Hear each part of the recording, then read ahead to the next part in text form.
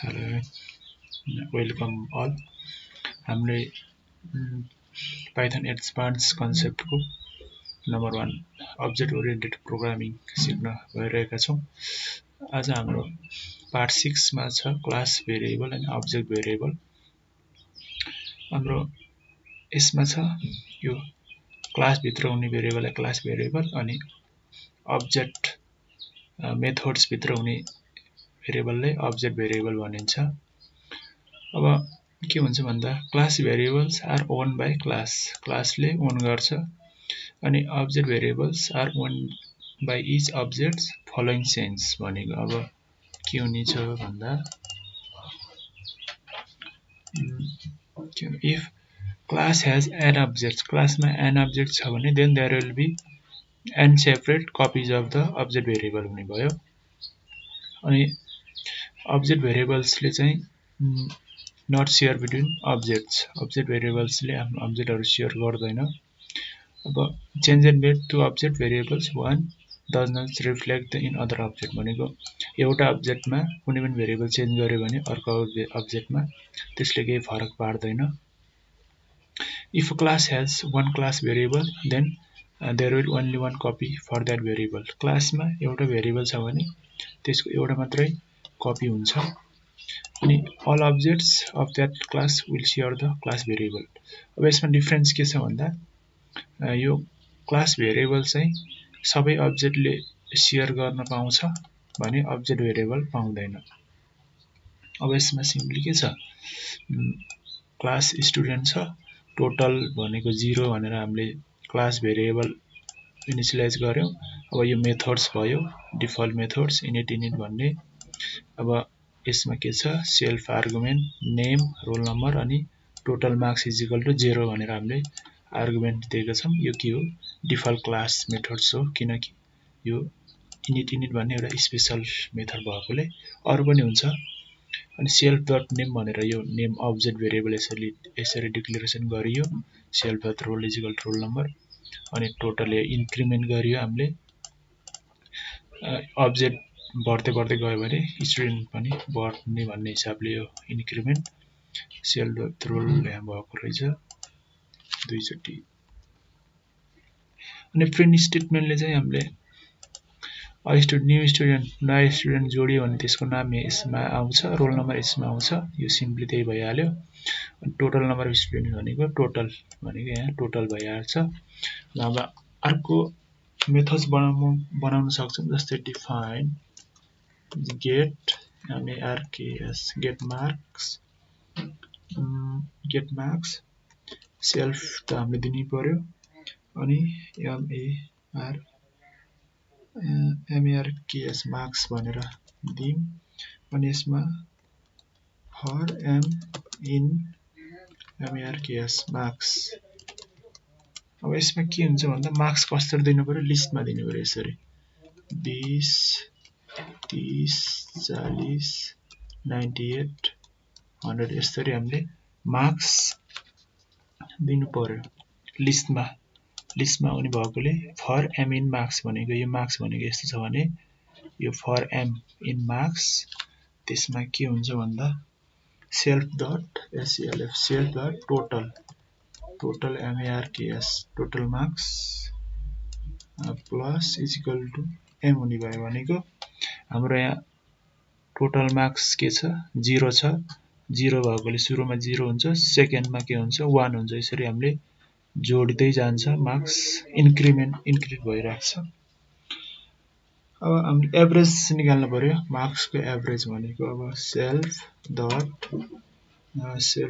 Average avg is equal to self dot total marks divided by ln length of marks. Total मार्क्सलाई त्यो marks को total लेन्थले यसमा कति छ 1 2 3 4 5 भनेको यो मिन को फर्मुला एभरेज को फर्मुला लगाएको हामीले सिम्पली के पनि हैन अरु। अब त्यसपछि अब हामीले एभरेज लाई कल गर्नु पर्यो अर्को मेथड्स बनाऊं डिफाइन average सेल्फ दिनु पर्छ डिफाइन एभरेज भनेर हामीले एउटा मेथड्स बनाएका छौँ। अब यसले के रिटर्न गर्नु पर्यो, रिटर्न सेल्फ डट एभिजी भनेर यसले रिटर्न गर्नु पर्यो। सिम्पली हाम्रो के भयो, क्लास क्रिएसन अनि मेथड्स क्रिएसन भयो। अब यसलाई एकचोटि रन गरौँ, एरर आएको छैन भनेपछि हाम्रो प्रोग्राम रन भएको छ। अब यो क्लासको के बनाऊँ, अब्जेक्ट क्रिएट गरौँ। जस्तो मैले यहाँ student S1 is equal to student student अब्जेक्टमा के दिनु पर्यो, प्यारामिटर m र 33 दिन्छु। अब यसलाई यतिकै रन गर्यो भने के आउँछ, हाम्रो एरर आउँछ। किन, स्टुडेन्ट इज नट डिफाइन भनेको यसमा क्यापिटल S छ हाम्रो क्लासमा। अब यसमा के छ, यो किन आएको भन्दा हामीले यहाँ प्रिन्ट स्टेटमेन्ट राखेका छौँ। यो प्रिन्ट स्टेटमेन्टले गर्दा हाम्रो यो आउटपुट आएको हो। अब यसमा हामीले के गरौँ भन्दा मार्क्स गरौँ। जस्तो S1 अब्जेक्टमा गेट गेट मार्क्स भनेर मेथड्स कल गरौँ। अब यसमा प्यारामिटर के दिनुपर्छ, लिस्टमा भनेको कति दिउँ, जस्तै 98 40 56 88 भनेर यसरी दिउँ।